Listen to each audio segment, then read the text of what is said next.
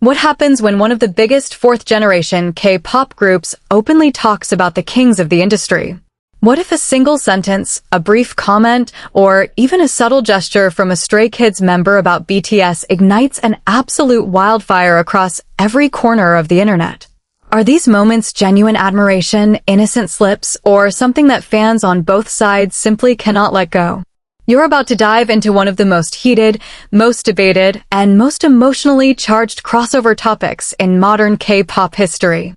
From live broadcasts that trended worldwide within minutes, to fan meeting answers that split Twitter right down the middle, to award show moments that had millions replaying the same 3-second clip over and over again. Every single entry on this list actually happened, and every single one caused absolute chaos. But here's the real question. Which Stray Kids member sparked the biggest firestorm? Which comment was taken wildly out of context? And which moment actually brought both fandoms together in a rare display of unity that nobody saw coming? 8 members, 8 moments, 8 levels of internet meltdown. If you think you already know what's coming, trust me, you don't.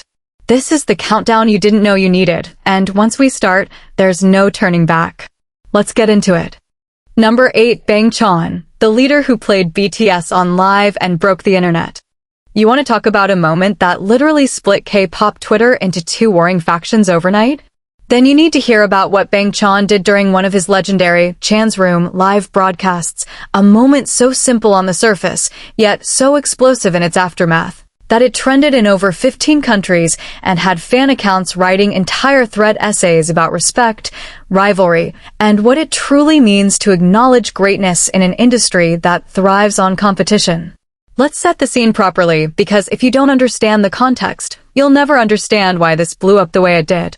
Bang Chan, born Christopher Bong Chan on October 3, 1997, in Sydney, Australia, is not just the leader of Stray Kids, he is the emotional backbone, the creative engine, and the public face of one of the most fiercely independent groups in fourth-generation K-pop.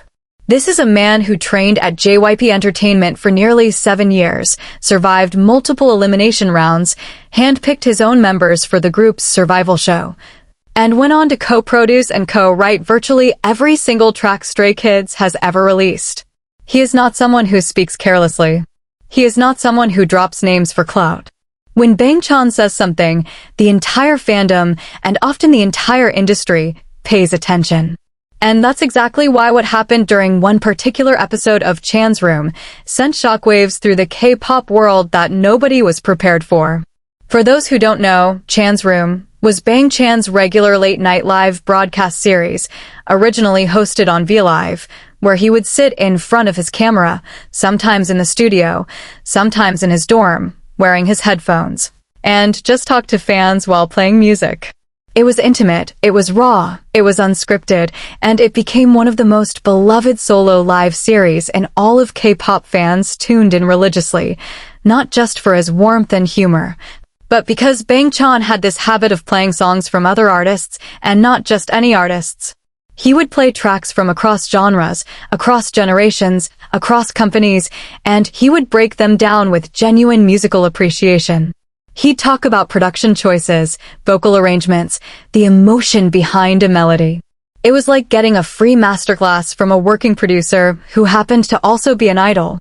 So when Bang Chan, during one of these sessions, queued up a BTS track and started genuinely praising the song's composition, its emotional depth, and the impact BTS had on the global K-pop landscape, the internet did what the internet does best. It absolutely lost its mind. Now, here's where it gets complicated, and here's where you need to understand the delicate, almost volatile ecosystem of K-pop fandom dynamics. Stray Kids fandom, known as Stay, and BTS fandom, known as ARMY, are 2 of the most passionate, most organized, and most protective fan bases on the planet. Both groups have achieved incredible things. Both fandoms have broken records, dominated charts, and built global communities that transcend language and culture. But precisely because both groups operate at such a high level, there has always been an undercurrent of tension, not between the artists themselves, but between the fandoms. Chart competitions, award show voting wars, streaming battles, social media engagements, All of these have created friction points over the years. So when the leader of Stray Kids publicly and openly played BTS music and spoke about them with clear admiration, the reactions were immediate, intense, and wildly divided. On one side, a massive wave of ARMYs flooded social media with appreciation posts, clip compilations, and heartfelt messages thanking Bangchan for showing respect to BTS. They highlighted his maturity, his genuine love for music beyond fandom borders, and held him up as an example of what idol culture should look like, artists appreciating artists, regardless of company affiliation or competitive standing. The hashtags were warm, the tweets were kind, and for a brief, beautiful moment, it felt like two of the biggest fandoms in K-pop were holding hands across the digital divide. But on the other side, and this is the part that turned the whole thing into a full-blown controversy, a vocal segment of both fandoms pushed back hard.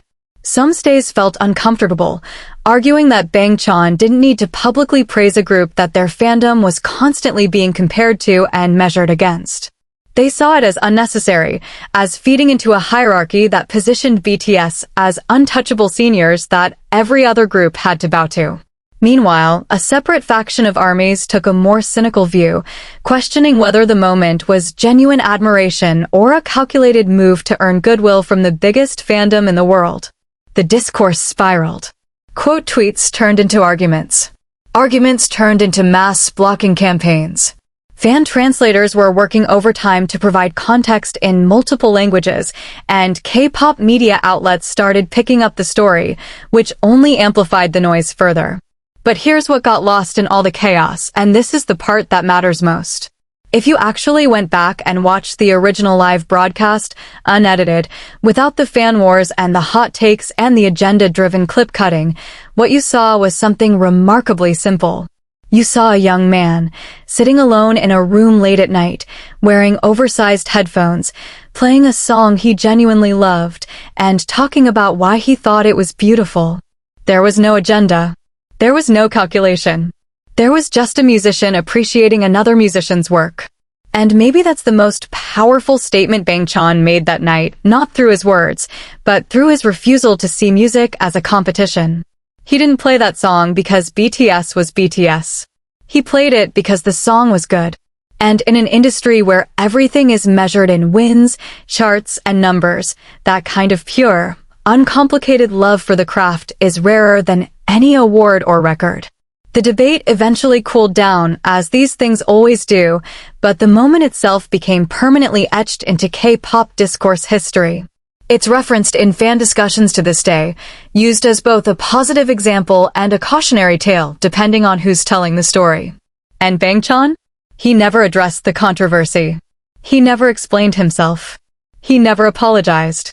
He just kept doing his live broadcasts, kept playing the music he loved, and kept being exactly who he's always been, a leader who leads not with noise, but with quiet, unshakable authenticity. And that right there is why this moment earns its spot on this list. Not because of the drama it caused, but because of the truth it revealed. Number 7, Hyunjin, the dance cover that ignited a war of visuals and legacy. If Bangchan's moment was about the quiet power of musical respect, then what Hyunjin did was the exact opposite: loud, visual, impossible to ignore, and so electrifying that it didn't just spark debate. It forced an entire generation of K-pop fans to confront a question that nobody had the guts to ask out loud. Can a fourth-gen idol pay tribute to BTS without being accused of riding their wave? Buckle up, because this one gets intense. Hwang Hyunjin, born March 20th, 2000, is the kind of idol that only comes around once in a generation. He is Stray Kids' main dancer, one of their lead rappers, and their undisputed visual, a title that in K-pop carries enormous weight, because it means the industry itself has recognized you as the face, the first impression, the human embodiment of the group's entire aesthetic. And Hyunjin doesn't just carry that title, he weaponizes it. Every stage he steps onto becomes a theater of controlled chaos. His movements are fluid yet sharp, emotional yet technically precise, and he has this almost supernatural ability to make 60,000 people in an arena hold their breath at the exact same moment. Dance critics, choreographers, and fellow idols have all gone on record calling him one of the most captivating performers of his generation.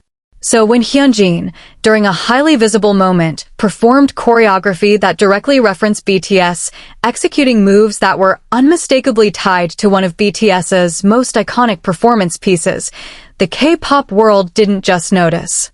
It detonated. Now, to fully understand why this became such a massive deal, you need to understand the almost sacred position that BTS choreography holds in the K-pop ecosystem. BTS didn't just dance. They redefined what idol choreography could be. From the synchronized military precision of Not Today to the emotionally devastating contemporary storytelling of Black Swan, from the viral cultural phenomenon of Dynamite to the raw, aggressive power of Mic Drop. Every single BTS choreography became a landmark, a reference point, a benchmark against which every other group's performance would inevitably be measured. Their choreographies weren't just routines, they were cultural events. They were studied in dance academies. They were broken down frame by frame on YouTube by professional dancers. They became the gold standard.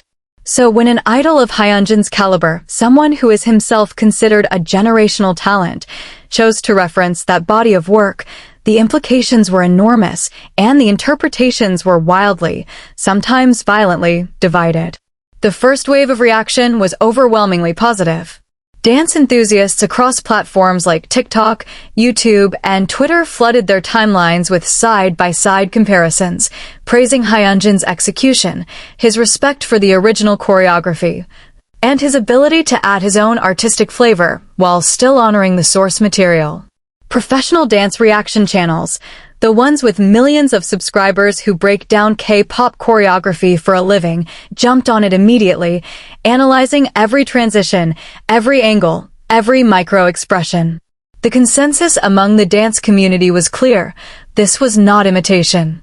This was homage.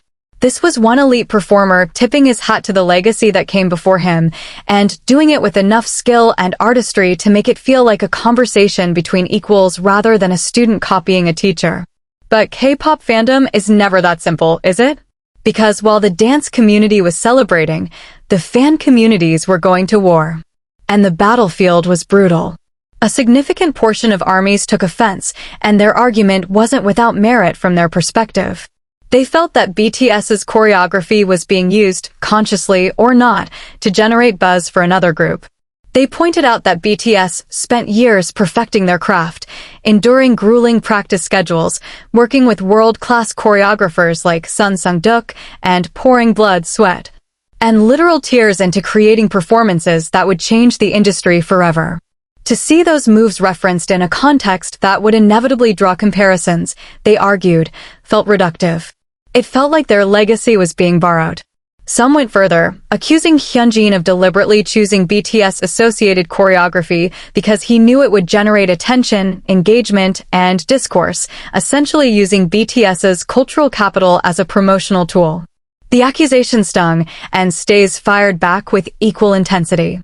They argued that dance is a living, breathing art form, and that referencing the work of those who came before you is not theft, it's tradition. Every great dancer in history, from ballet to hip-hop to contemporary, has built upon the foundation laid by their predecessors. Michael Jackson referenced James Brown. James Brown referenced Little Richard. That's how art evolves. To claim ownership over choreographic language, they argued, was not just unreasonable, it was antithetical to everything that makes dance beautiful in the first place.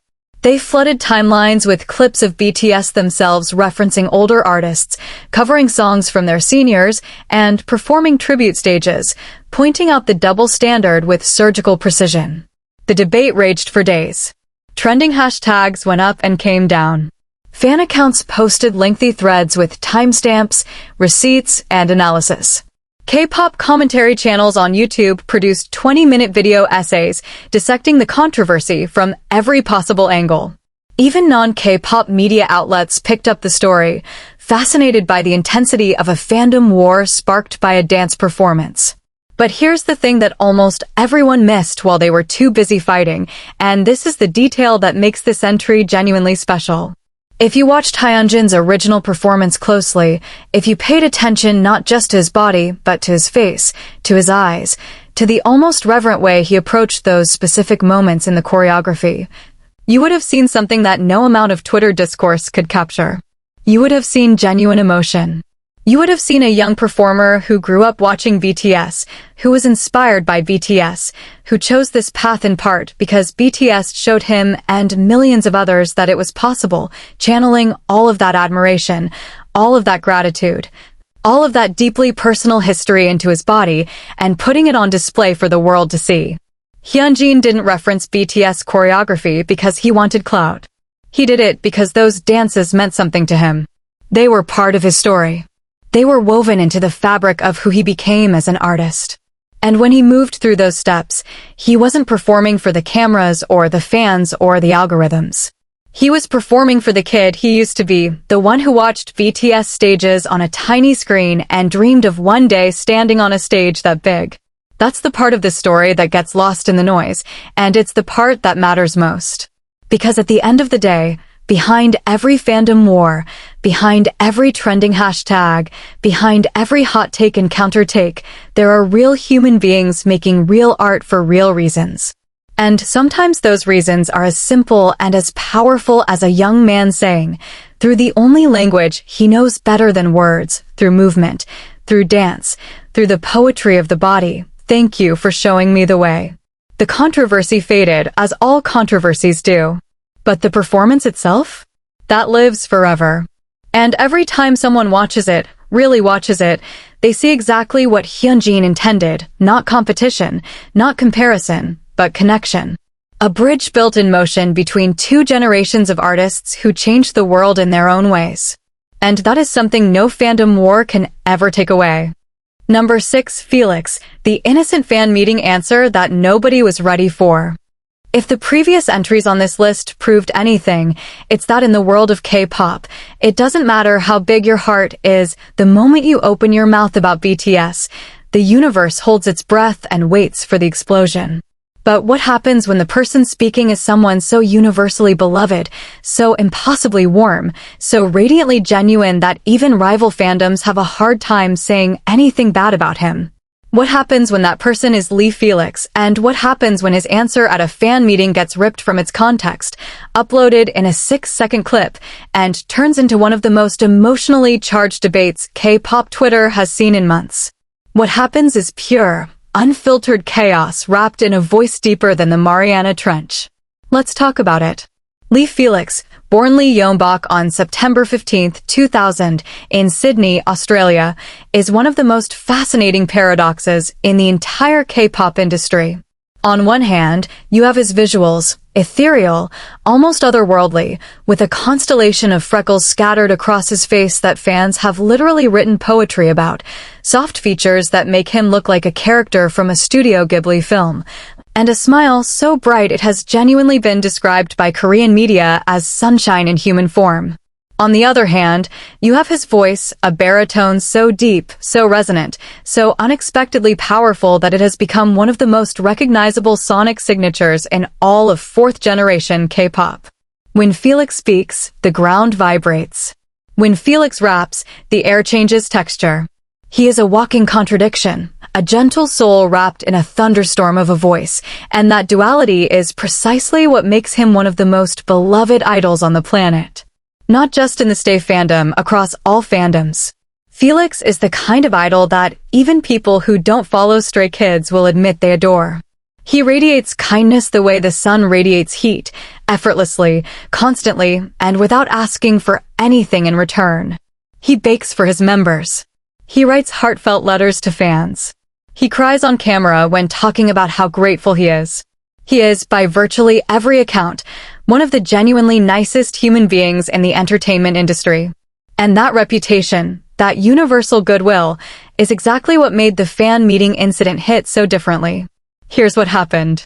During a fan sign event, one of those intimate, chaotic, beautiful gatherings where fans line up for hours to sit across from their idols for 30 seconds of conversation, a fan asked Felix a question. The question itself was simple, Maybe even predictable given how often fans try to get reactions from idols by bringing up other groups.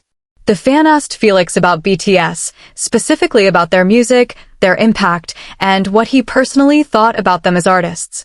Now, in the hyper-calculated world of K-pop, most idols have been trained to navigate these questions with diplomatic precision. They smile, they give a safe answer about respecting all artists, they redirect the conversation, and the moment passes without incident. It's a survival skill. Every idol learns it. Every company teaches it. Because the wrong answer, or even the right answer delivered the wrong way, can trigger a fandom catastrophe that takes weeks to clean up. But Felix is not most idols. Felix doesn't operate on calculation. Felix operates on sincerity. And when that fan asked him about BTS, Felix didn't give the safe answer. He gave the real one. He spoke openly, with that trademark warmth that makes everything he says feel like a warm blanket on a cold night, about how much BTS meant to him, not just as an idol looking at senior artists, but as a young Korean-Australian kid growing up on the other side of the world, struggling with identity, struggling with belonging, struggling with the question that haunts every diaspora kid, where do I fit? He talked about how BTS's music reached him during a time when he was still figuring out who he was, how their message of self-love and perseverance resonated with him on a level that went beyond fandom or industry or competition. He talked about specific songs, specific moments, specific lyrics that stayed with him. And he said it all with the kind of raw, unguarded honesty that only Felix can pull off. The kind that makes you forget you're watching an idol at a scheduled event and makes you feel like you're listening to a friend share something deeply personal over a late-night conversation. The fan who recorded it uploaded the clip almost immediately. And within hours, the internet did what the internet always does. It took something beautiful and turned it into a battleground. The clip went viral across multiple platforms simultaneously. On one side, the reaction was overwhelmingly heartfelt.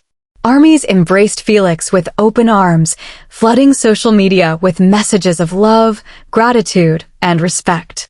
They created fan art of Felix with BTS imagery. They trended hashtags celebrating cross-fandom unity. They called him everyone's little brother and the idol who proves that music has no borders. It was genuinely one of the warmest, most wholesome cross-fandom moments in recent K-pop memory. But as the clip spread wider, as it crossed language barriers and platform boundaries, the tone started to shift. A segment of stays pushed back, not against Felix himself, because criticizing Felix is like criticizing sunshine, but against the narrative that was forming around the clip. They argued that the viral moment was being weaponized, that armies were using Felix's words to reinforce the idea that every idol secretly looks up to BTS, that every group exists in BTS's shadow, that the entire fourth generation is just a collection of BTS fans who got lucky enough to debut. They called it patronizing. They called it reductive. They said that celebrating Felix's admiration for BTS while simultaneously dismissing Stray Kids' own artistic achievements was a form of backhanded compliment, praising the student while reminding everyone that the teacher is still superior. And honestly, both sides had a point. That's what made this whole thing so incredibly difficult to navigate and so impossible to reduce to a simple right or wrong narrative. Because yes, Felix's words were genuine, and yes, BTS's impact on a generation of artists is undeniable and worth celebrating. But also yes, there is a pattern in K-pop discourse where senior groups' legacies are used as measuring sticks to diminish the accomplishments of younger groups, and that pattern is exhausting for fans who have watched their idols work just as hard, sacrifice just as much, and create art that is just as meaningful. The tension between those two truths is where this story lives, and it's where it gets really interesting. Because here's what most people didn't talk about while they were arguing: Felix himself never saw a contradiction. In his mind, loving BTS and being proud of Stray Kids were not competing ideas. They were the same idea, expressed in different directions. He could admire the artists who inspired him and simultaneously believe with every fiber of his being that his own group was creating something special, something unique, something that didn't need to exist in anyone else's shadow. That's not cognitive dissonance. That's emotional intelligence. That's maturity. That's the kind of perspective that most people 3 times his age haven't figured out yet. And maybe that's the real lesson of this entire entry. Maybe the debate was never really about Felix or BTS or fan meeting answers or viral clips. Maybe it was about us, the fans, the observers, the participants in this massive, beautiful, sometimes toxic ecosystem, and our inability to hold two truths at the same time. Maybe Felix, with his deep voice and his freckles and his homemade brownies and his unshakable belief in kindness, was showing us something we desperately needed to see, that admiration is not surrender, that gratitude is not weakness, and that the bravest thing you can do in a world obsessed with competition is to simply, openly, unapologetically love what you love. The fan meeting ended. The debate cooled. The clips are still out there, still being shared, still being argued about in comment sections across the globe. But Felix? Felix just kept being Felix. He went back to the dorm, probably baked something for Changbin, laughed at something Lino said, and went to sleep without ever knowing or caring that he'd accidentally started a war. And that, more than anything, is why this moment belongs on this list. Because it wasn't a controversy created by malice or strategy or ego. It was a controversy created by sincerity. And in a world that rewards performance over authenticity, that might be the most radical act of all. Number 5, Lino, the former BTS backup dancer who chose his own stage. Every single entry on this list so far has been about words, comments made, questions answered, songs played, choreography referenced. But what if the most explosive connection between a Stray Kids member and BTS isn't something that was said at all? What if it's something that was lived? What if one member of Stray Kids didn't just admire BTS from a distance, didn't just watch their stages on a screen, didn't just play their songs in a late-night broadcast, but literally stood behind them on stage, moved in their shadow, breathed the same backstage air, and felt the roar of the crowd that was screaming for someone else? What if that story is not a rumor, not fan fiction, not an internet conspiracy, but documented, verified, undeniable history? Welcome to the single most fascinating origin story in all of 4th-generation K-pop. Welcome to Lino. Lee Mi-ho, born October 25, 1998, is Stray Kids' main dancer, an extraordinary performer, a devastating visual, and the proud father of 3 cats named Sunny, Doonji, and Dory. A detail that might seem irrelevant, but actually tells you everything you need to know about who this man is. Someone who does exactly what he wants, loves exactly what he loves, and doesn't waste a single second of his life caring about what anyone else thinks about it. Lino is famous within the K-pop world for his razor-sharp wit, his bone-dry humor, his almost allergic reaction to sentimentality, and his ability to deliver the most savage one-liners with the most innocent facial expression imaginable. He is, in the best possible way, completely and utterly unbothered by the chaos that surrounds him. But before all of that, before Stray Kids, before the survival show, before the sold-out world tours and the Billboard charts and the millions of fans screaming his name, Lee Mi-ho was a backup dancer. And not just any backup dancer. He was a backup dancer for BTS. Let that sink in for a second, because the weight of that fact is staggering. Before he ever stepped into a JYP Entertainment audition room, before he ever dreamed of leading his own choreography on his own stage, Lee Mi-ho physically stood on BTS stages, performing behind one of the biggest musical acts in human history. He was there, in the formation, in the lights, feeling the bass shake the floor beneath his feet and the screams of ARMY wash over him like a tidal wave. He saw what the pinnacle looked like, not on a screen, not through a fan camera, but with his own 2 eyes, from inches away. He experienced the magnitude of BTS's presence firsthand, and he carried that experience with him into every single thing he did afterward.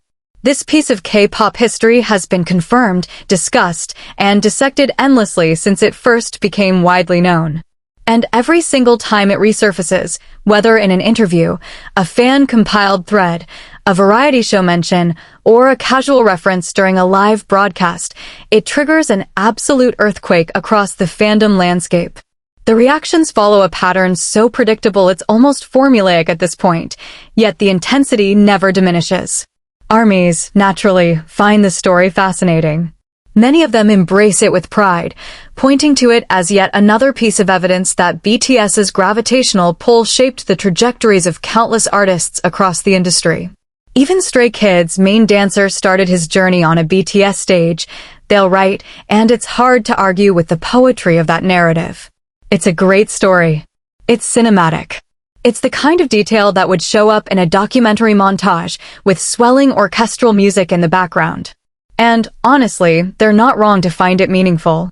The fact that someone as talented as Lee Know once danced behind BTS and then went on to become a main dancer in his own legendary group is a testament to both parties, to BTS for creating stages worth being a part of, and to Lee Know for having the ambition, the skill, and the sheer audacity to decide that standing behind greatness wasn't enough. He wanted to build his own. But here's where the discourse turns toxic, and here's where the real debate begins. Because there's a difference between appreciating a meaningful origin story and using it as a weapon, and over the years, Lee Know's backup dancer history has been weaponized more times than anyone can count. In the uglier corners of fandom discourse, this fact gets twisted into a hierarchy argument. He used to dance behind BTS, and now he thinks he's on their level? The implication is clear and cruel, that Lee Know's entire career exists in the shadow of BTS, that Stray Kids' achievements are somehow lesser because one of their members once occupied a supporting role on a BTS stage, that the backup dancer can never truly become the main character. It's a narrative designed to diminish, and it has been deployed with surgical cruelty during comeback seasons, award show debates, and chart competition periods. Stays, predictably and justifiably, despise this framing with every fiber of their being. They counter with fury and facts in equal measure. They point out that being a backup dancer is not a mark of inferiority, it's a legitimate, respected profession in the performance industry, and many of the world's greatest dancers and choreographers started their careers in exactly the same way. They highlight the astronomical leap from backup dancer to main dancer of a globally successful group, arguing that the trajectory itself is proof of Lee Know's exceptional talent and relentless work ethic.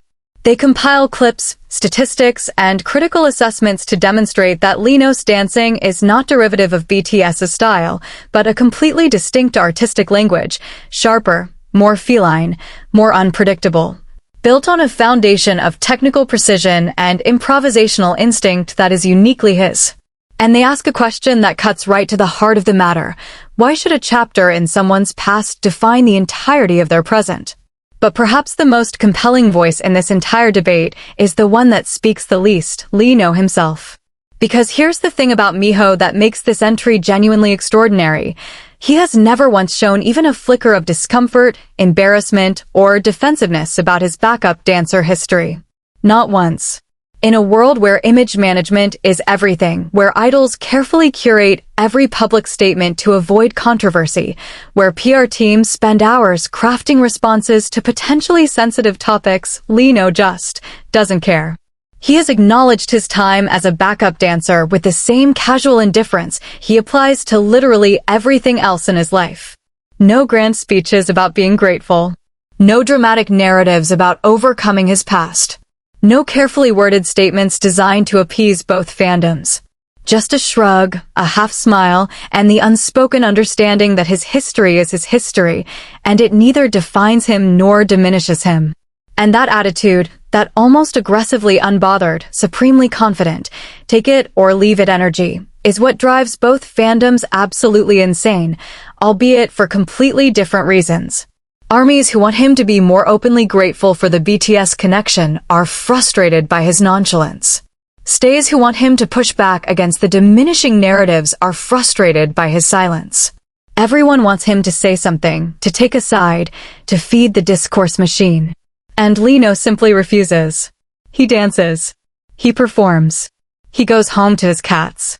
He exists entirely on his own terms, and the world can either keep up or get left behind.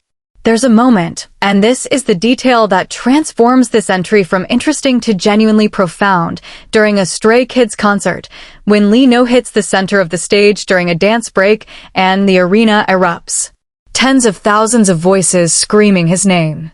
Light sticks creating a sea of color that stretches to the horizon. And if you watch his face in that moment, really watch it, you'll see something extraordinary. You'll see a man who is exactly where he's supposed to be. Not behind anyone. Not in anyone's shadow. Not defined by where he started, but completely, utterly, radiantly defined by where he chose to go. He stood behind BTS, and he watched greatness happen. Then he walked away, walked into an audition room, walked onto a survival show, walked through elimination and doubt and criticism and pain, and he built his own greatness from scratch. Not in opposition to BTS. Not because of BTS. But alongside them, in a parallel lane, at his own pace, on his own terms. And the crowd that screams for him now? They're not screaming because of where he's been. They're screaming because of who he is. That's the story. That's the real story. Not the fandom wars, not the Twitter threads, not the weaponized narratives from either side. Just a young man who once stood in someone else's spotlight, decided he wanted his own, and went out and earned it, one perfectly executed 8 count at a time. And that is why Lee No's entry on this list hits different from every other. Because this isn't about a comment. This isn't about a clip. This is about an entire life trajectory that connects 2 of the biggest names in K-pop history in the most human way possible, through sweat, ambition, and the refusal to let anyone else's story become a ceiling for your own. Number 4, Han, the songwriter's confession that split the internet in half. Every now and then, someone in the K-pop industry says something so honest, so raw, so completely unfiltered that you can actually hear the sound of a million keyboards typing furiously at the exact same time. And when that someone is Hyunjin, the man with the fastest mouth in 4th-generation K-pop, a lyrical genius who writes bars in his sleep, and an emotional volcano wrapped in the body of a squirrel, you'd better believe the internet isn't just splitting. It's cracking wide open with no warning and no mercy. This is the entry that separates the casual fans from the ones who actually understand what it means to be a creator in the K-pop industry. And if you're not paying attention, you're going to miss the most important point entirely. Hyunjin, born September 14, 2000, in Incheon, South Korea, is not your average idol rapper. Let's establish that right now before we go any further, because if you think of Han as just another pretty face who memorizes lyrics written by someone else and performs them with rehearsed emotion, you fundamentally do not understand who this person is and why what he said about BTS carried the weight that it did. Han is 1/3 of 3 Racha, Stray Kids in-house production unit alongside Bangchan and Changbin, a creative powerhouse responsible for writing, composing, and arranging the vast majority of Stray Kids' entire discography. We're talking hundreds of songs. Hundreds. Not a handful of token credits to boost this self-produced narrative that so many groups try to claim, actual, real, from-scratch creative work that spans albums, mixtapes, OSTs, and unreleased demos that would fill an entire hard drive. Han doesn't just perform music. He builds it. He architects it from the ground up, melody, rhythm, lyrics, structure, emotion, intention.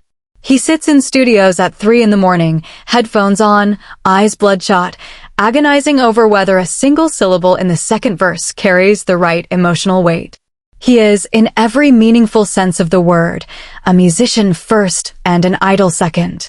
And that distinction matters enormously in the context of what he said about BTS, because when Han speaks about music, he's not speaking as a fan.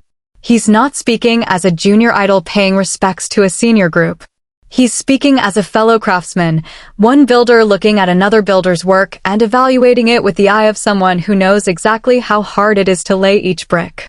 So when Han, during a moment that was captured and disseminated across every major social media platform within minutes, openly discussed BTS's musical legacy, not with diplomatic pleasantries or safe corporate language, but with the specific, technical, deeply personal perspective of a working songwriter, the reaction was unlike anything we'd seen from the previous entries on this list. Because Han didn't just say, "I respect BTS." That would have been safe. That would have been easy. That would have been the kind of answer that PR teams approve and fandom managers nod at approvingly. No. Han went deeper. Much deeper. He talked about the craft. He talked about what BTS achieved from a songwriting perspective, the way they evolved their lyrical themes from youthful rebellion to existential introspection to global anthems of connection, all while maintaining a coherent artistic identity that never felt forced or manufactured.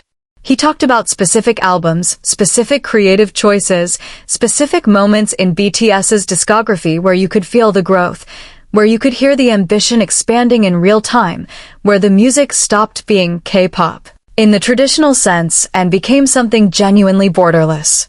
And then, and this is the moment that detonated the bomb, he connected it to his own journey.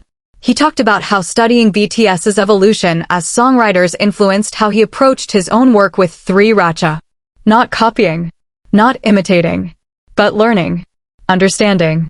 Absorbing the principle that a group's music should grow as the members grow, that stagnation is the enemy of artistry, that the bravest thing a songwriter can do is abandon what's comfortable and reach for what's true. He said it with the kind of fire in his eyes that only appears when Han is talking about something that genuinely matters to him, and anyone who has followed his career knows that fire. It's the same fire he brings to every recording session, every stage, every late-night writing marathon. It's the fire of someone who treats music not as a job or a performance or a product, but as a calling. And the internet? The internet combusted. The first wave was electric. Music critics, producers, and industry insiders who caught the clip praised Han's articulation, his depth of understanding, and his willingness to engage with BTS's legacy on a substantive level rather than retreating into empty compliments. They called it one of the most intelligent, most nuanced commentaries on BTS's musical impact they'd ever heard from a fellow idol. They shared it with captions like, "This is what real respect sounds like," and "This kid understands music at a level most people twice his age never reach." Armies, predictably, loved it. But they loved it differently this time. Previous entries on this list generated warmth, gratitude, and the kind of generic cross-fandom appreciation that looks good on a timeline but doesn't really change anything. Han's words generated something deeper, genuine intellectual respect. Armies who were themselves passionate about BTS's musical artistry recognized a kindred spirit in Han, someone who loved BTS not just for the performances and the personalities, but for the actual music, the actual songwriting, the actual creative decisions that most casual listeners never even notice. It felt like validation from an unexpected source, proof that BTS's artistic choices, the ones that sometimes confused or divided even their own fan base, were understood and appreciated by people who actually make music for a living. But then came the backlash, and it came from a direction nobody anticipated. It wasn't armies who pushed back this time. It was a segment of stays, and their argument was genuinely interesting, genuinely complex, and genuinely worth examining. They argued that Han's comments, however genuine and however well-intentioned, inadvertently reinforced a narrative that Stray Kids' musical identity was derivative. That 3RACHA's creative evolution was somehow dependent on BTS's blueprint rather than being an independent artistic journey. They pointed out that Stray Kids sound the genre-blending chaos, the emotional rawness, the experimental production that mixes hip-hop, EDM, rock, and pop in ways that nobody else in K-pop was doing. Predated any BTS influence and emerged organically from the members' own experiences, tastes, and creative instincts. They worried that Han's words, taken out of context and amplified by a fandom eager to claim influence, would be used to position BTS as the source code and Stray Kids as a fork. An unfair and inaccurate reduction of 3RACHA's independent creative genius. The debate that followed was the most intellectually rich discourse any entry on this list has generated. It wasn't just about fandoms or loyalties or whose group was better. It was about the nature of artistic influence itself. Can you acknowledge that another artist inspired you without conceding that your work is derivative? Can you study someone's craft and learn from it while still creating something entirely your own? Where does the line between influence and imitation actually exist, and who gets to draw it? The artist, the audience, or the critics? These are questions that have plagued every creative discipline since the dawn of human expression, and here they were, being debated passionately and articulately by thousands of K-pop fans on Twitter at 2 in the morning. Han, of course, never addressed the controversy. He didn't need to. Because the answer to every single one of those questions was already there, embedded in the music itself. Anyone who has actually listened to Stray Kids' discography, truly listened, with attention and care and an open mind, knows that 3RACH's sound is not a copy of anything. It is its own beast, built from its own DNA, driven by its own vision. And if Han studied BTS's evolution to sharpen his own craft, that doesn't make his work derivative any more than Picasso studying Cézanne made Cubism a knockoff of Impressionism. That's not how art works. That's not how creativity works. Influence is not a zero-sum game. It's a river. It flows through everyone, picks up new sediment from every bank it touches, and eventually finds its own path to the sea. Han understood this intuitively. He understood it because he lives it every single day in the studio, building something new from everything he's ever heard, felt, and experienced. And the fact that BTS was part of that river, one tributary among many, doesn't diminish Stray Kids. It enriches the entire landscape. That's the truth Han was trying to share. Not a confession of dependence. Not an admission of hierarchy. Just a songwriter acknowledging that great art doesn't exist in a vacuum, and that being honest about your influences is not a weakness. It's the ultimate flex. Because only someone truly confident in their own voice can afford to tip their hat to the voices that came before. And Han Jae-sun? His voice has never been louder. Number 3, I.N. The Magnae's pure words that accidentally started a generational war. There's something uniquely devastating about watching the youngest person in the room say something so honest, so unguarded, so stripped of calculation that it cuts through every layer of fandom politics, industry noise, and internet cynicism like a blade through silk, and then watching the entire world argue about what he meant.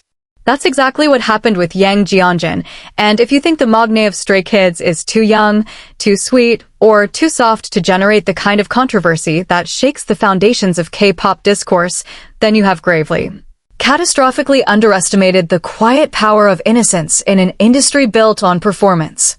This is the entry that will make you feel things you weren't prepared to feel, and I'm warning you right now, by the time we're done, you'll look at I.N completely differently. Yang Hyunjin, born February 8, 2001, is the youngest member of Stray Kids, and that position, Magnae, carries a cultural significance in K-pop that Western audiences often underestimate. The Magnae is not just the youngest in age.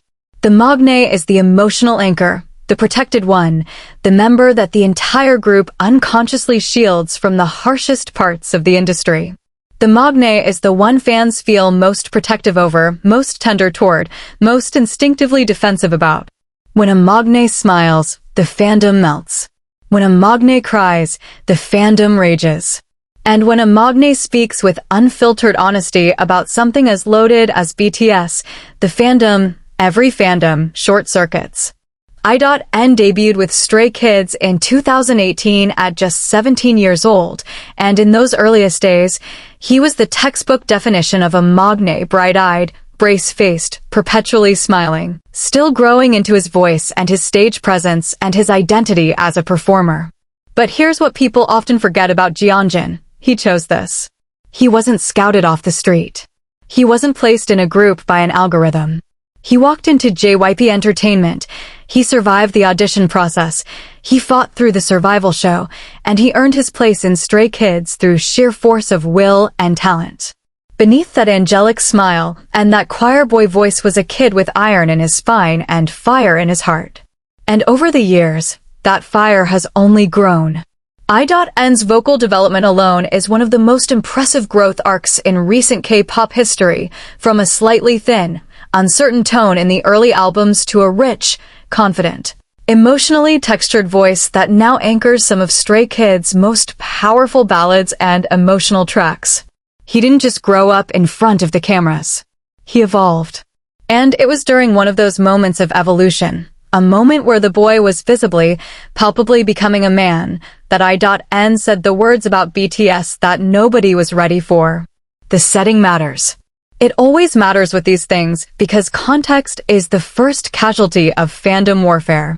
It was an intimate moment, the kind of setting where idols tend to let their guards down, where the distance between performer and person shrinks to almost nothing, and where the words that come out carry a weight that no scripted interview answer could ever match. A fan engaged I.N in conversation about his dreams, his aspirations, where he saw himself and Stray Kids in the future. And somewhere in that conversation, naturally and without any trace of agenda, I.N brought up BTS. But he didn't just mention them in passing. He didn't give the safe, rehearsed, "I respect all senior artists" answer. Hyunjin spoke about BTS with the specific, detailed, emotionally charged language of someone who had genuinely studied their journey, not just their music or their performances, but their path. He talked about what BTS represented to him as someone who debuted young and watched them from the earliest stages of his career. He talked about the trajectory, the years of being underestimated, the years of being dismissed by the industry establishment, the slow and then sudden explosion into global superstardom that rewrote every rule the K-pop industry had ever known. And then he said something that became the epicenter of the earthquake.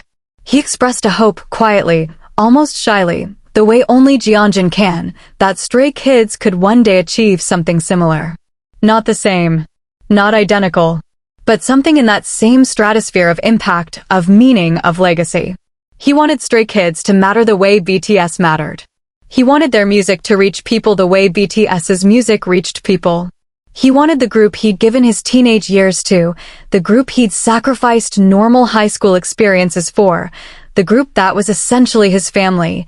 He wanted them to leave a mark on the world that would last. And he used BTS as the reference point for that dream. That's it. That's what he said. And the internet lost its collective mind in a way that made every previous entry on this list look like a polite disagreement at a tea party. The explosion was instantaneous and multidirectional. Armies were split right down the middle. One camp found Hyunjin's words deeply moving, the idea that BTS's legacy was inspiring the next generation of idols to dream bigger, reach higher, and refuse to accept limitations. They saw it as the ultimate compliment, the ultimate proof that BTS didn't just change the charts, they changed the aspirations of every group that came after them. They shared the clip with crying emojis and heart emojis and captions about how proud they were that BTS's impact was being felt so personally by the youngest member of another major group. But the other camp, and this camp was loud, organized, and relentless, saw it very differently. They interpreted Hyunjin's words not as aspiration, but as comparison, and comparison in K-pop fandom is the third rail. You do not touch it. You do not go near it. You do not even look at it sideways. To this faction, I.N wasn't paying tribute. He was positioning Stray Kids as potential successors, as challengers, as a group that could one day match or rival BTS's legacy. And that framing, whether intended or not, was treated as an act of almost sacrilegious presumption. How dare a magne from a younger group even suggest that his group could occupy the same space as BTS? How dare he use BTS's name as a benchmark for his own group's ambitions? The backlash was swift, and it was harsh, and it was wildly, painfully disproportionate to what Hyunjin actually said. Stays mobilized instantly, furiously defensive of their youngest member. They countered that having ambition is not arrogance, that aspiring to greatness is not the same as claiming greatness, and that attacking a young artist for daring to dream big was the most anti-everything BTS stands for behavior imaginable. They pointed to BTS's own lyrics, songs about chasing dreams, breaking barriers, refusing to be defined by others' expectations, and asked the devastating question, isn't I.N living exactly the philosophy that BTS's music preaches? Isn't dreaming of a legacy precisely what BTS has always encouraged their listeners to do? The irony was thick enough to cut with a knife, and Stays wielded it with merciless precision. But beyond the fandom warfare, beyond the trending hashtags and the quote tweet battles and the block lists and the carefully curated thread arguments, there was something else happening. Something quieter. Something more important. Because people who actually watched the original moment, who saw Hyunjin's face as he spoke, who heard the slight tremor in his voice and the way his eyes seemed to be looking at something far beyond the room he was sitting in, those people understood something that no Twitter discourse could capture. They understood that this wasn't about BTS at all. Not really. This was about a boy who gave up his childhood for a dream, who stood on stages before he was old enough to drive, who watched his Hyungs fight through exhaustion and doubt and public scrutiny and came out the other side, still standing, and who wanted, with every atom of his being, for all of that sacrifice to mean something. When Hyunjin mentioned BTS, he wasn't comparing groups. He was defining the scale of his ambition. He was saying, in the only language a young idol knows how to use, that the dream he's chasing isn't small. It isn't modest. It isn't, let's have a nice career and be comfortable. It's the biggest dream there is. It's the dream of changing the world through music. And BTS, whether any fandom likes it or not, is the most visible, most undeniable proof that that dream is achievable. Hyunjin wasn't challenging their throne. He was using their mountain as a compass, pointing toward the peak and saying, that's where I want to go. And there is nothing arrogant about that. There is nothing disrespectful about that. There is only a 20-year-old kid with stars in his eyes and steel in his voice, refusing to put a ceiling on his own potential. That's what makes this entry hit harder than almost anything else on this list. Because the controversy wasn't created by carelessness or ego or strategy. It was created by the most beautiful, most human, most universally relatable impulse there is, the desire to matter. Number 2, Changbin, the rap monster's nod to the rap monster that shook K-pop's ego. We are deep into this countdown now, and if you've made it this far, you already know that every entry on this list carries weight. But what's coming next? This one doesn't just carry weight, it drops it from orbit. Because when Changbin, arguably the most ferocious rapper in all of fourth-generation K-pop, a man who spits bars with the force of a freight train and the precision of a surgeon's scalpel, openly acknowledged BTS's rap line. And specifically the artistry of the man who once called himself Rap Monster, the shockwave didn't just ripple through Fandom Twitter. It cracked the foundation of one of the most sacred, most aggressively defended debates in the entire K-pop ecosystem. Who really holds the crown in idol rap? Let's set this up properly, because if you don't understand why Changbin saying what he said is such a seismic event, you're going to miss the full magnitude of the impact. Changbin, born August 11, 1999, is not just a rapper. Calling Changbin a rapper is like calling a hurricane some wind. This is a man who debuted at 18 years old and immediately established himself as one of the most technically gifted, most creatively ambitious, most relentlessly intense rap talents the K-pop industry had ever produced. His delivery is a weapon, rapid-fire, percussive, with a low-register growl that hits your chest like a physical force. His writing is dense, layered, packed with wordplay and internal rhyme schemes that make professional rap analysts pause and rewind. And his stage presence, that compact, explosive, almost predatory energy he brings to every performance, has become the stuff of legend. Changbin doesn't perform on a stage. He conquers it. He's 1/3 of 3 Racha alongside Bangchan and Han, and within that trio, he occupies a very specific role. He's the muscle, the raw power, the one who kicks the door down so the other two can walk through. And he knows it.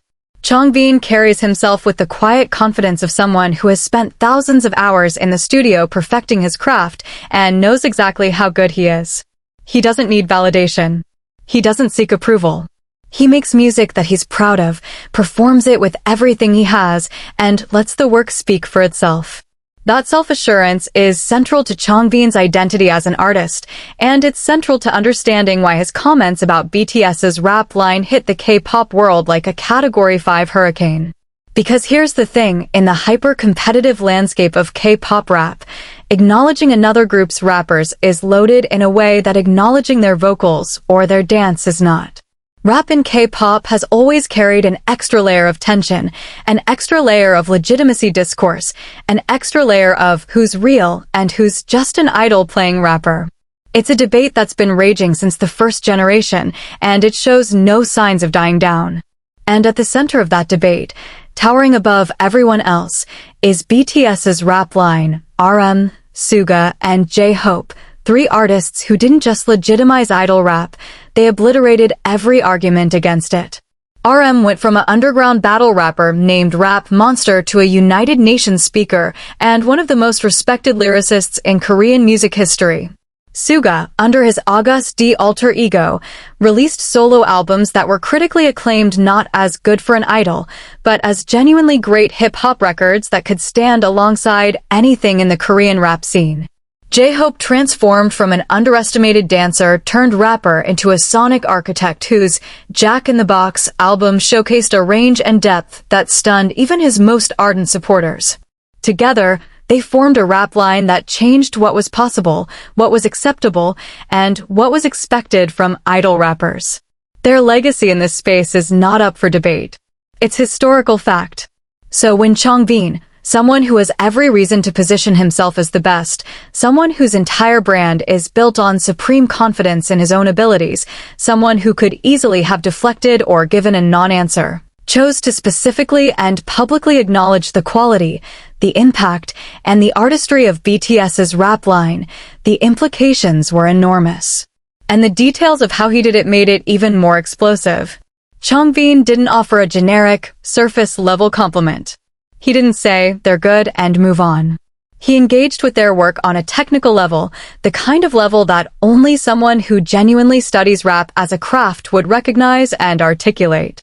He referenced the evolution of their writing, the complexity of their flows, the way they managed to balance commercial accessibility with genuine lyrical substance, a tightrope act that most rappers, idol or otherwise, never even attempt. He spoke about it with the respect of a peer, the attention of a student, and the honesty of someone who understands that greatness deserves to be named, even when naming it might invite uncomfortable comparisons to your own work. And that's exactly what happened. The comparisons came immediately, and they came from every direction. Armies received Changbin's words with a complex mixture of appreciation and territorial defensiveness. On one hand, many of them were genuinely moved. Here was one of the fourth generation's most respected rappers explicitly validating what they'd been arguing for years, that BTS's rap line is not just good by idol standards, but genuinely, objectively, undeniably excellent by any standard. Changbin's acknowledgment carried weight precisely because of who he is, not a casual fan, not a music journalist, not a variety show MC making small talk, but a working rapper and producer who understands the craft at a molecular level. His words felt like a professional endorsement, and armies treated them as such. But, and here comes the inevitable, but a vocal contingent of armies took the moment and ran with it in a direction that Changbin almost certainly never intended.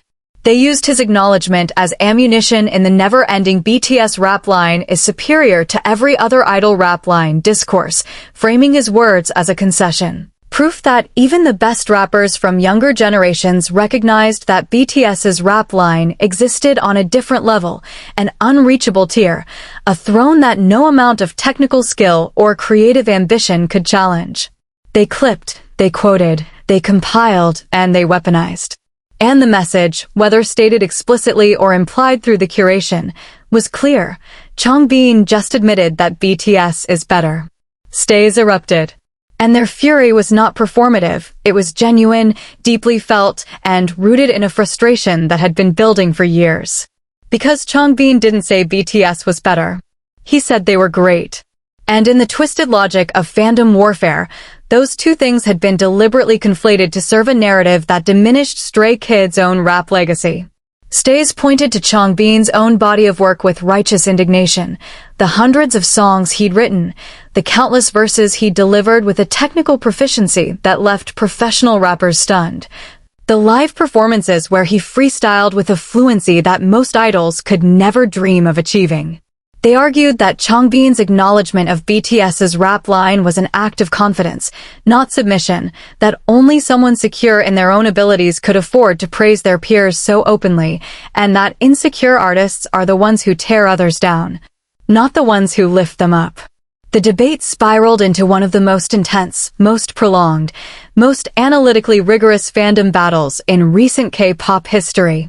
Fan accounts posted side-by-side rap analysis videos.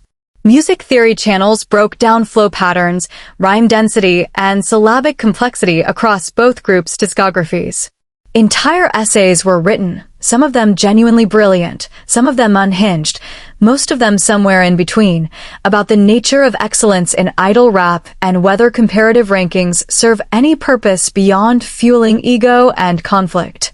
It was exhausting, it was exhilarating, and it was, in a strange way, kind of beautiful, because underneath all the noise, what was actually happening was thousands of passionate fans engaging deeply and seriously with the art of rap. They were analyzing lyrics, studying flows, debating technique, and treating idol rap with the same scholarly attention that is routinely given to mainstream hip-hop. And that, paradoxically, was the greatest possible tribute to both BTS's rap line and to Changbin, because it proved that their work was worthy of serious analysis, serious debate, and serious respect. But here's the part of this story that nobody talks about, and it's the part that earns Changbin the number 2 spot on this list. Think about what it cost him.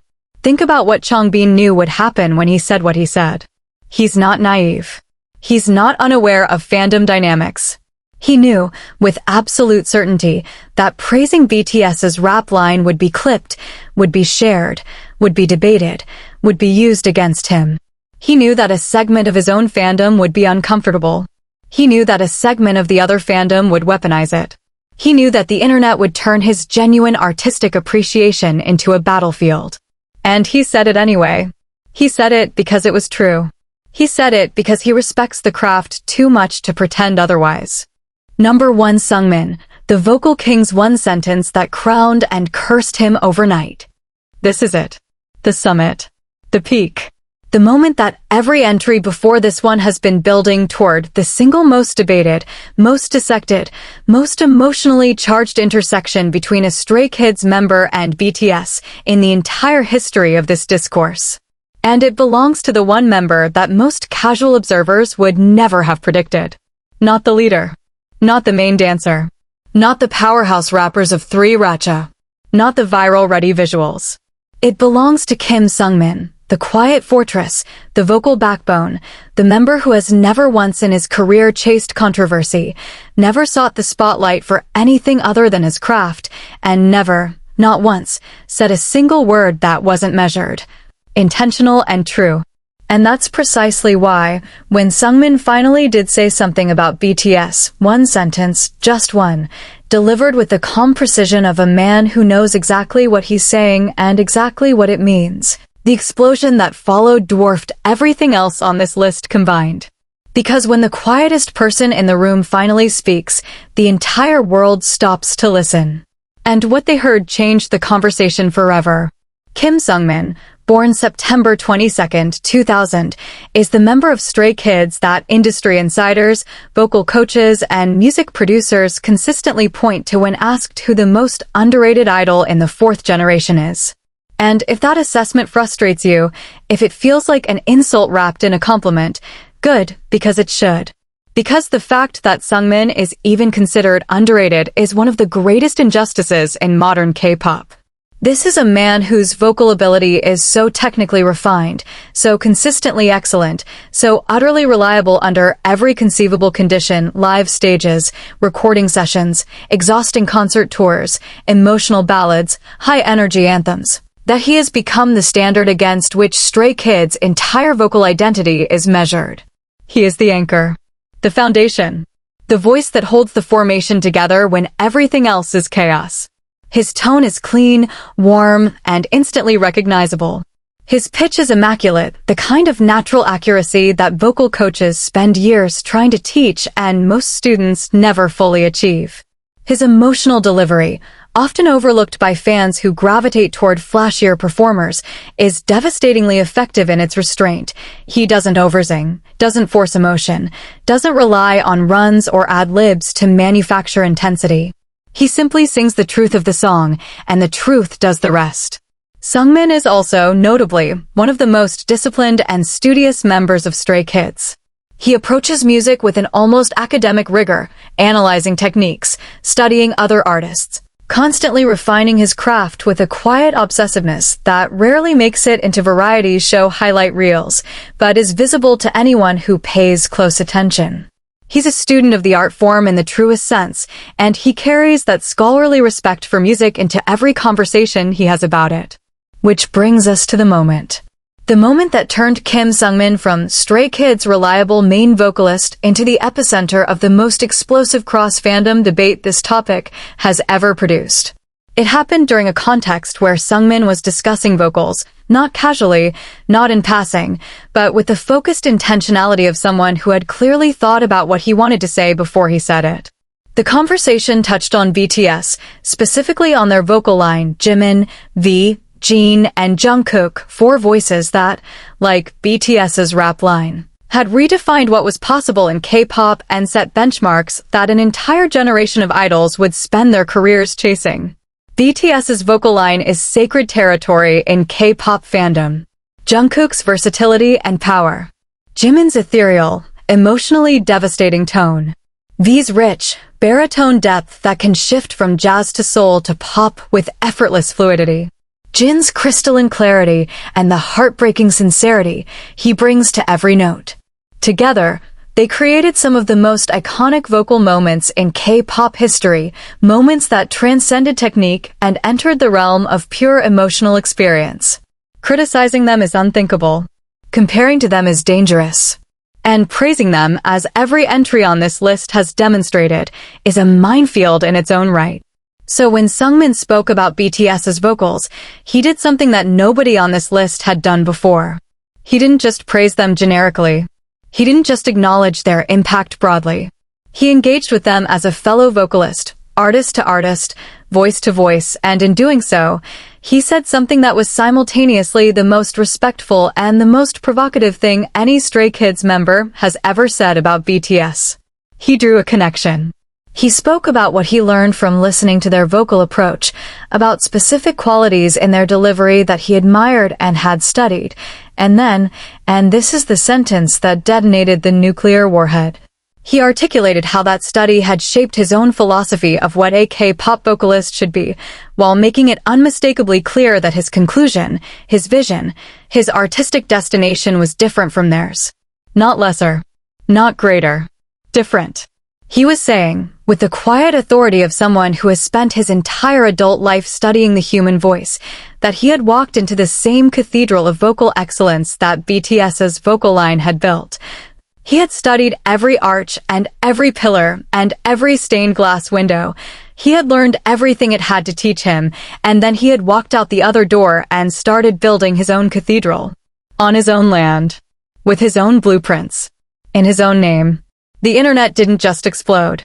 It imploded and exploded simultaneously, creating a kind of discourse singularity that pulled every K-pop fan account, every music commentary channel, every fandom analyst, and every casual observer into its gravitational field.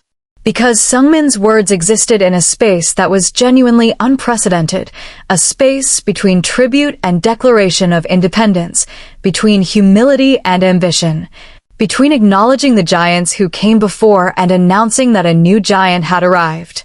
And nobody knew how to categorize it, which meant everybody categorized it differently, which meant absolute pandemonium. Armies were divided in a way that was far more complex than any previous entry had caused. This wasn't the warm, fuzzy appreciation that Felix's moment generated. This wasn't the intellectual respect that Han's words earned. This was something sharper, more challenging, more difficult to process. A significant portion of armies respected Seungmin immensely for the sophistication of his analysis and the maturity of his perspective. Vocal-focused fan accounts, the ones that post spectrogram analyses and discuss head voice versus mixed voice versus chest voice with the intensity of doctoral candidates, were genuinely impressed. They acknowledged that Seungmin's understanding of BTS's vocal approach demonstrated a level of musical literacy that most idols simply don't possess, and that his articulation of his own divergent path was a sign of true artistic identity. But another faction, and this faction was large, loud, and absolutely relentless, interpreted Seungmin's words through a completely different lens. They heard different and translated it as "I think I'm better." They heard "my own path" and translated it as "I've outgrown BTS's influence." They heard a young vocalist analyzing the work of their beloved vocal line with what felt like clinical detachment rather than emotional reverence, and they responded with a fury that was proportional to how sacred those voices were to them. The accusation was that Seungmin was being arrogant, that studying BTS's vocals and then publicly declaring that his artistic vision was different was a backhanded dismissal disguised as intellectual respect. That he was using BTS as a stepping stone in a public narrative about his own artistic evolution, positioning himself as someone who had absorbed and then transcended their influence. Stay's counterattacked with a ferocity that matched the assault. Their defense of Seungmin was not just passionate, it was surgical. It's not that Stray Kids loves BTS. It's not that BTS is superior. It's not that one fandom is right and the other is wrong. The real takeaway is something much bigger, much harder, and much more important than any of that. The real takeaway is this. We are watching two generations of artists navigate the most fundamental tension in all of creative history, the tension between honoring what came before and forging what comes next. And both sides of that equation are sacred. BTS built a world. Stray Kids are building their own. And the fact that these 8 moments exist, the fact that they generated debate, emotion, fury, love, analysis, and passion on a global scale is proof that both groups matter. Deeply, permanently, undeniably. The debates will continue. The fandoms will clash again. The clips will keep going viral and the threads will keep getting longer and the hot takes will keep getting hotter. That's the nature of this world we've all chosen to be part of. But if you remember nothing else from this countdown, remember this. Every single moment on this list was born from respect. Not rivalry. Not jealousy. Not calculation. Respect. 8 young men, in 8 different ways, using 8 different languages of expression, music, dance, words, silence, to say the same thing. We see greatness, and we're not afraid to name it. And in a world that tries every single day to turn admiration into weakness and honesty into ammunition, that might be the most powerful statement any of them ever made.